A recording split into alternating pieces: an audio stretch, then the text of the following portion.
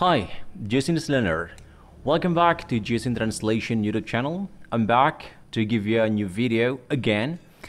And by the way, in this video we are going to go on with our lesson, especially for English grammar and intermediate level.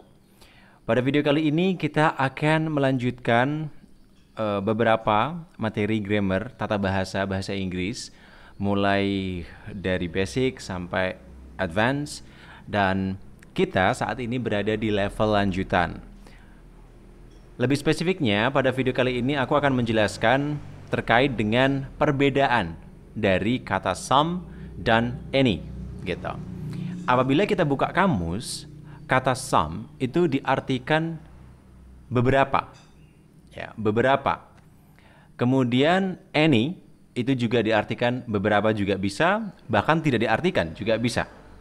Nah, sebenarnya fungsi dari dua kata ini apa aja? Sebagaimana mereka sering banget diucapkan ataupun juga ditulis. Konteksnya seperti apa? Oke, langsung aja kita mulai bersama-sama. Are you ready? Yup, let's get started. Nah, perbedaan yang pertama dari some dan any, ya, yang pertama yaitu ini secara umum ya, kita menggunakan some. Oke, begitu juga ketika kata some ini bergabung dan membentuk kata baru seperti somebody, someone, something, seseorang ataupun sesuatu. Nah, ketika kalimat yang kita utarakan adalah kalimat positif, jadi kita gunakan some, baik itu somebody, something, someone. Biasanya kita menaruhnya pada kalimat yang positif. Sebaliknya, kita gunakan any, meliputi anybody, anyone, anything, yakni ketika kita menggunakan kalimat yang negatif. Seperti itu. Oke ya, jadi clear. Some untuk kalimat positif, any untuk kalimat yang negatif. Oke, some yang biasanya juga diartikan sebagai beberapa, ini merujuk pada benda yang kita sebenarnya tidak tahu secara spesifik jumlahnya berapa, gitu. Kayak misal, aku butuh beberapa bahan makanan, gitu. Nah, beberapa ini aku nggak tahu sebenarnya jumlahnya seperti apa, berapa. Saya nggak tahu, cuman saya pakai kisaran saja. Maka saya gunakan some, gitu. Nah, itu adalah basic understanding dari kata some. Contohnya seperti ini. We bought some flowers. We bought some flowers. Kami membeli beberapa bunga. Okay? We bought some flowers. Nah, beberapa bunga di sini aku nggak tahu jumlahnya berapa, gitu. Secara spesifik aku nggak tahu. Maka dengan itu aku gunakan some, gitu. Dan kalimat ini coba kalian perhatikan, kalimat ini adalah kalimat positif, maka kita gunakan some. Kemudian contoh yang kedua, he's busy. He's got some work to do. He's busy. He's got some work to do. Dia sibuk. Dia punya beberapa pekerjaan yang perlu dilakukan. Nah, di sini ada istilahnya some work. He's got some work. Artinya punya beberapa pekerjaan, enggak satu atau dua, enggak. Kita maksudkan beberapa karena tidak tahu secara spesifik jumlahnya berapa. Kemudian, there's somebody at the door. There's somebody at the door. Ada orang di pintu. Nah, di sini ada somebody sebagai pronoun. There's somebody at the door. Jadi ada seseorang di pintu. Seseorang ini juga kita nggak tahu nih siapa, seperti itu. Kemudian, I'm hungry. I want something to eat. I'm hungry. I want something to eat. Aku lapar. Aku mau sesuatu buat dimakan. Nah, something di sini artinya sesuatu yang mana kita tidak bisa menunjukkan secara spesifik itu apa. Nah, itulah kenapa dipakai some seperti itu. Nah, ini adalah perbedaan dari some dan any yang pertama. Oke. Nah, begitu juga dengan any, kita gunakan kalimat yang bertolak belakang. Yang sebelumnya kita gunakan some untuk kalimat positif, dan sekarang kita gunakan any untuk yang negatif. We didn't buy any flowers. We didn't buy any flowers. Kami tidak beli bunga apapun. Jadi saya mau memberitahu bahwa nggak beli bunga, gitu. Jadi bunga di sini jumlahnya nggak spesifik berapa, gitu. Cuman ya kisaran aja.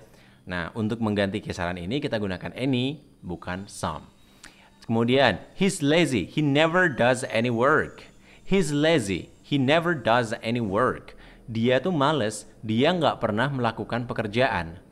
He's lazy, he never does any work. Jadi dia malas, dia tidak pernah melakukan pekerjaan. Oke? Nah, ini juga kata never itu dianggap sebagai kata yang memiliki denotasi negatif. Maka kita gunakan any.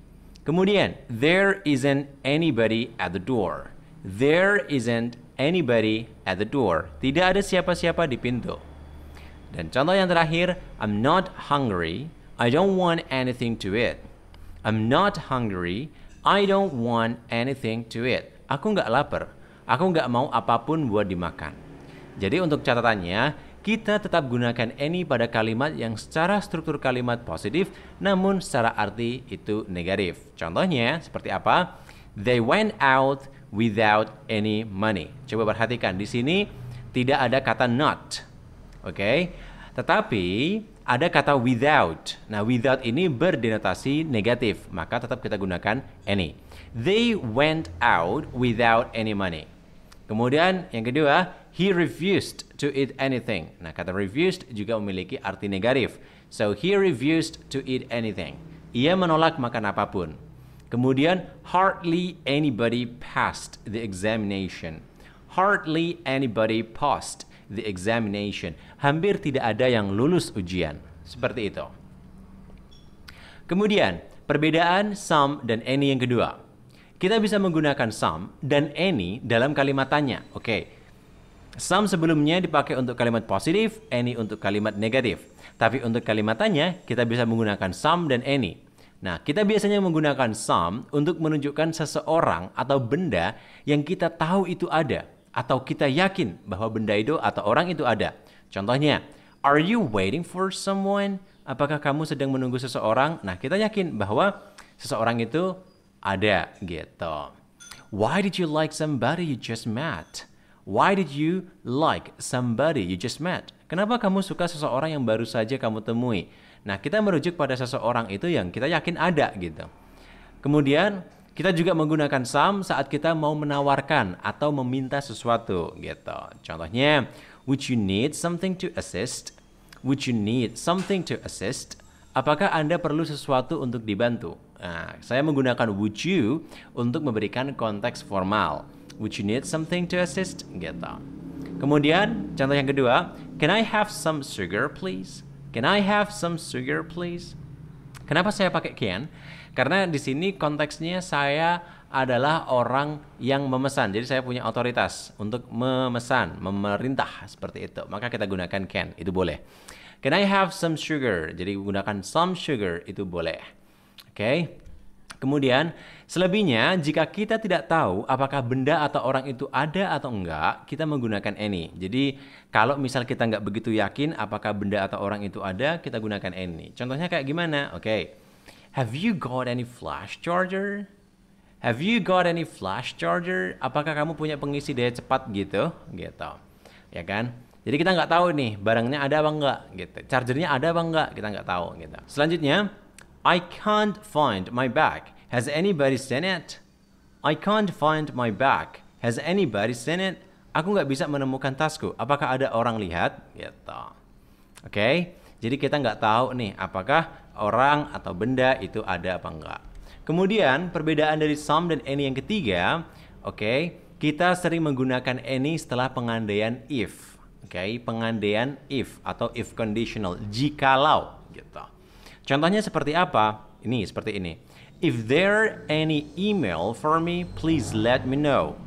If there any email for me, please let me know. Jika ada email untuk saya, tolong beritahu saya. Nah, ada conditional if. Nah, ada email apapun lah gitu. Nah, any itu kayak apapun lah gitu. If there any email for me, please let me know. Jika ada email apapun bentuknya itu untuk saya, tolong beritahu saya. Atau contohnya yang kedua, if anyone has any questions, I'll be pleased to answer them. If anyone has any questions, I'll be pleased to answer them. Jika ada yang punya pertanyaan, apapun itu bentuknya, saya akan sangat senang menjawabnya gitu. Kemudian, let me know if you need anything. Let me know if you need anything. Kasih tahu aku kalau kamu butuh sesuatu, gitu. Jadi kita juga bisa gunakan ekspresi lain menggunakan any dengan kalimat dengan konteks pengandaian, gitu. Contohnya seperti ini. Oke. I'm sorry for any mistakes I've made. I'm sorry for any mistakes I've made. Aku minta maaf atas kesalahan yang aku buat. Jadi any itu kayak ya apapun itu gitu. Kesalahan apapun itu aku minta maaf gitu. Anyone who wants to do the exam must tell me by Friday. Anyone who wants to do the exam must tell me by Friday. Siapapun yang mau ujian harus memberitahu paling lambat Jumat. Oke? Nah, ini adalah perbedaan dari some dan any. Kemudian, yang keempat perbedaannya seperti apa? Oke, kita masih pada any. Kita bisa menggunakan any untuk merujuk pada benda apa saja atau orang siapa saja terserah. Nah ini apapun itu, siapapun itu, kita gunakan kata any. Itu yang diartikan. I love singing any song. Aku suka menyanyi lagu apa aja. Nah jadi kata any itu apa aja gitu. I love singing any song. Kemudian yang kedua, come and see me anytime you want. Come and see me anytime you want. Datang dan temui aku kapan aja kamu mau gitu. Oke ya. Nah, sekarang kita coba bandingkan penggunaan something dan anything. Oke, contohnya begini. I'm hungry. Aku lapar. I want something to eat. Aku mau sesuatu buat dimakan. What would you like? Apa yang kamu mau? I don't mind anything. Nah, I don't mind anything. Jadi anything itu apa aja deh gitu. Apa aja. I don't mind anything. Seperti itu. Oke, I hope that this is kind of clear. So, kapan aja kamu temukan ada frase dengan menggunakan any seperti itu artinya apa aja, terserah gitu. Kemudian, some versus any, perbedaan yang kelima. Oke, jadi perhatikan bahwa somebody, someone, anybody, anyone selalu dianggap tunggal. Jadi, walaupun itu merujuk pada beberapa, seseorang, sesuatu, kita selalu menganggapnya sebagai pronoun tunggal gitu. Contohnya, someone is here to see you. Someone is here to see you. Nah, someone kita pakai is. Oke? Kenapa pakai is? Ya, karena untuk pronoun unidentified ini kita gunakan selalu konteks singular. Someone is here to see you. Oke? Nah, misal lampau, maka kita ganti is-nya menjadi was. Someone was here to see you gitu.